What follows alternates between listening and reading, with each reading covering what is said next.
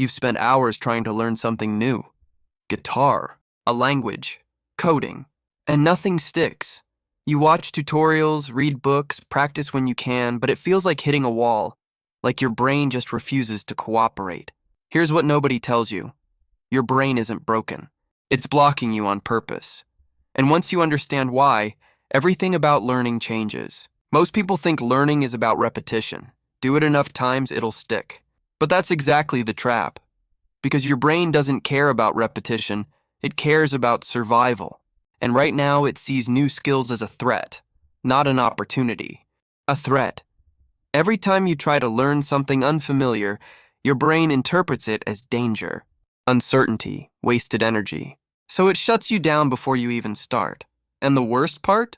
You think it's your fault. I used to believe I wasn't a fast learner, that some people just had it and I didn't. I'd watch others pick up skills in weeks that took me months, and I'd tell myself I wasn't wired for it. But that story was a lie, and the moment I stopped believing it, I started learning faster than I ever thought possible. If this is hitting something in you, save this. You'll need it the next time you convince yourself you can't. Let me show you something most people never realize. Your brain has a learning system, an actual biological framework designed to acquire skills. But here's the problem. It wasn't built for the modern world.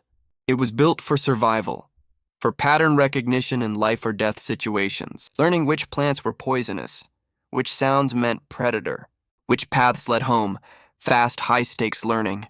And in that environment, your brain became a master. But today, you're not learning to survive, you're learning to grow, to become more, to unlock potential. And your brain doesn't see the point, because growth isn't urgent.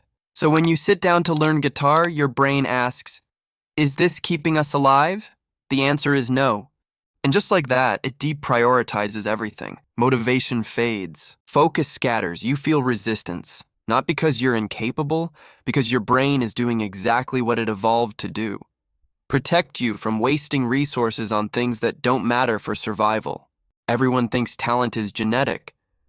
But actually, talent is just efficient learning without the blocks. And this means most people are fighting their own biology every time they try to improve. Here's what I learned the hard way. I tried learning Spanish for 2 years. Duolingo streaks, podcast listening, flashcards, and I could barely hold a conversation. I blamed my memory, my age, my lack of discipline. But the real issue? I never convinced my brain it mattered. There was no stakes, no urgency, no reason for my survival system to care. So it didn't, and I stayed stuck.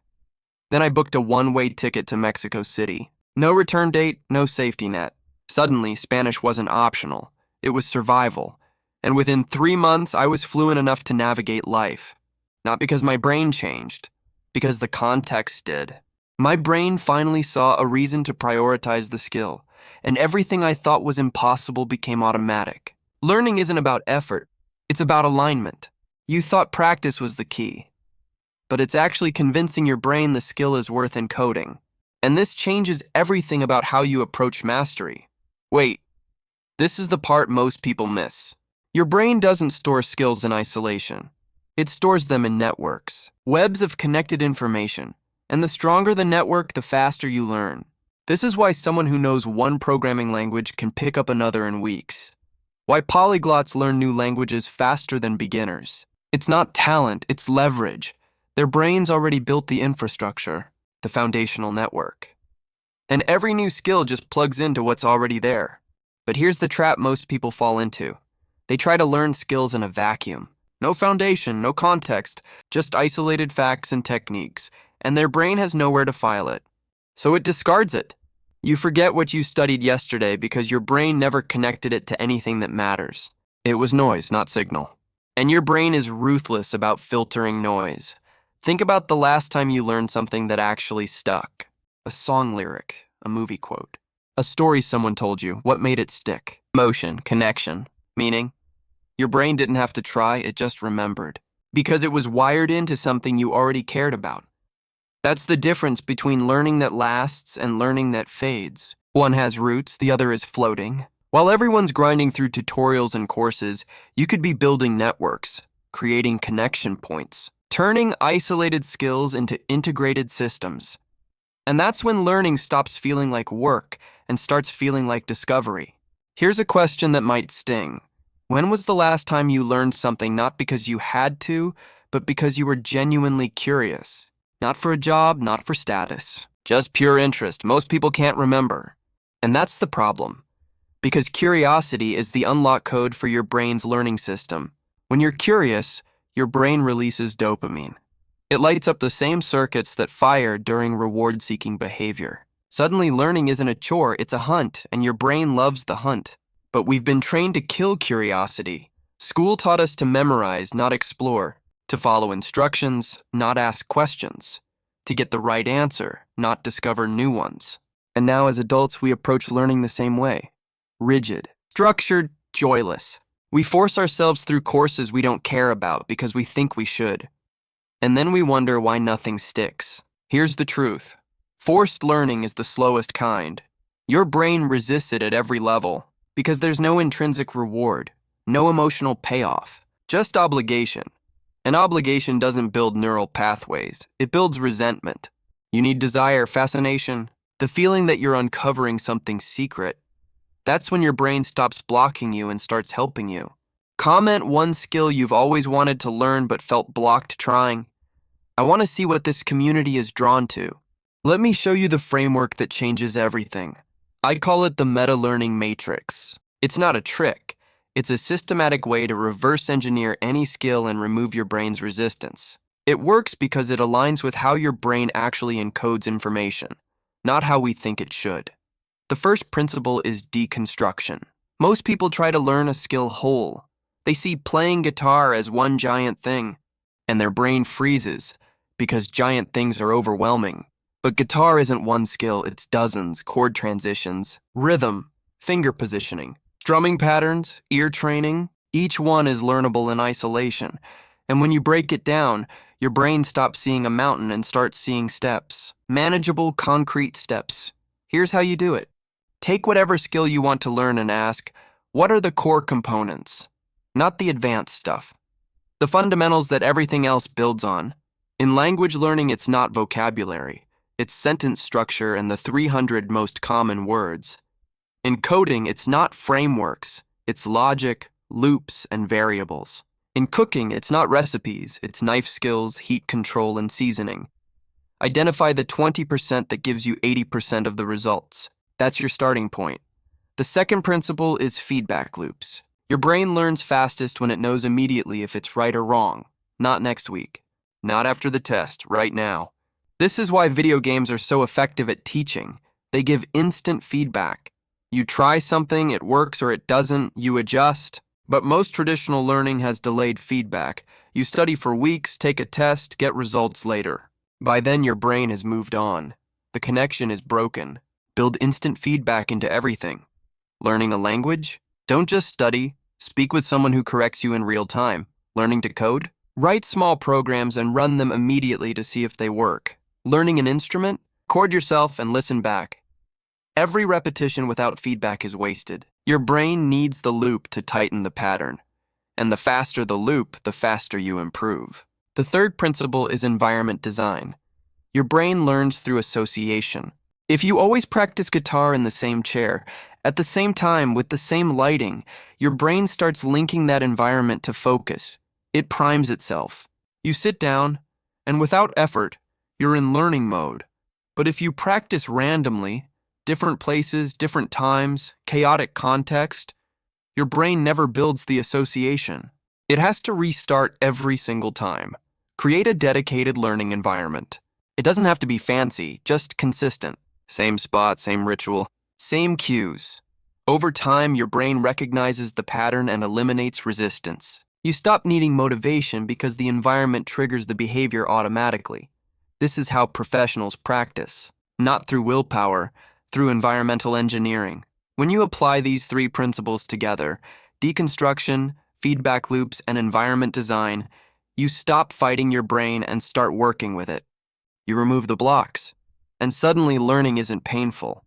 It's natural, because you're finally speaking your brain's language. Here's what this looks like in practice. Let's say you want to learn to code. Most people start with a 40-hour course. They watch videos, take notes, feel productive.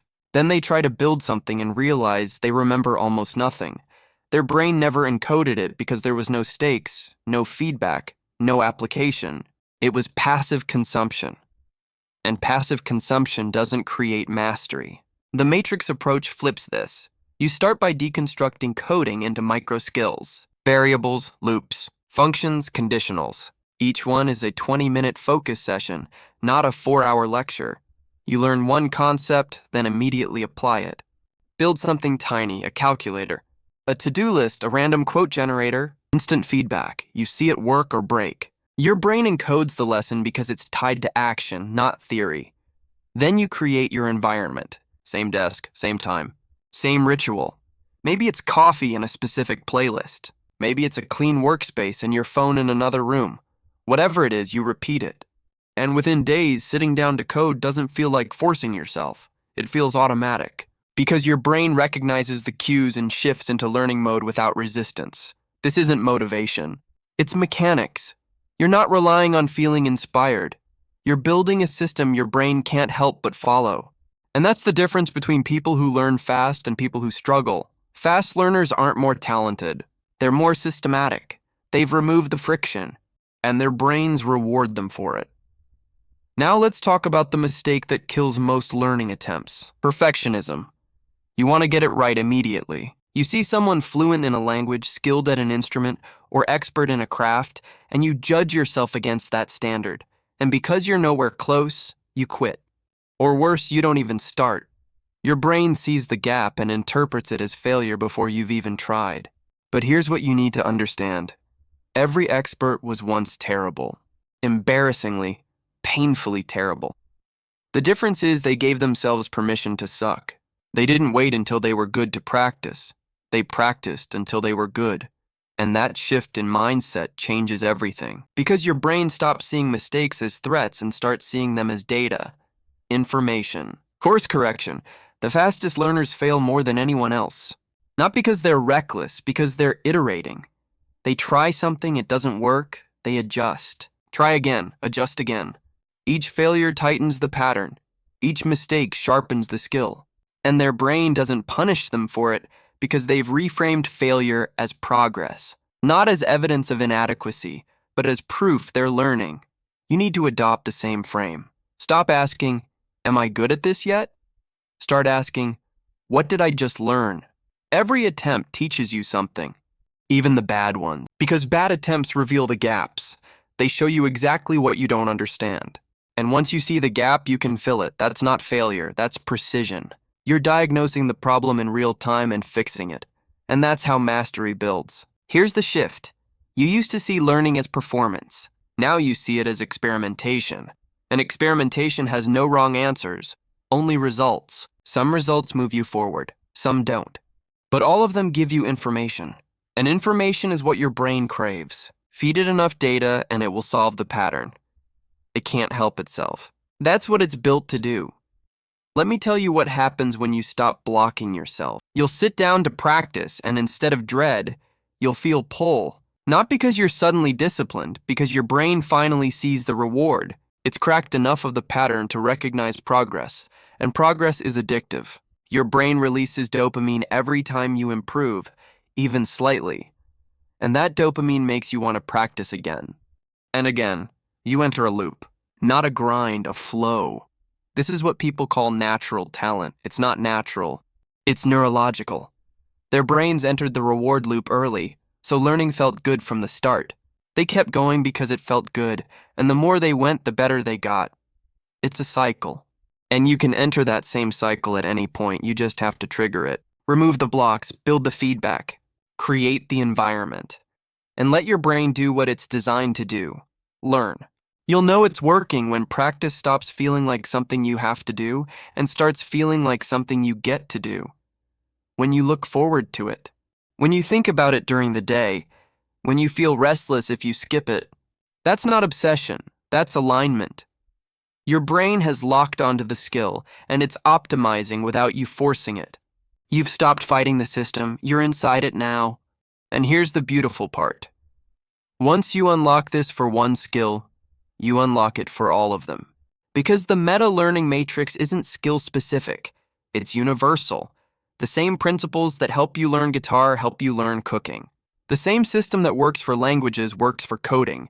You're not just learning a skill, you're learning how to learn. And that's the ultimate leverage, because now, nothing is off limits. Anything you want to master, you can. It's just a matter of applying the framework. Think about what that means.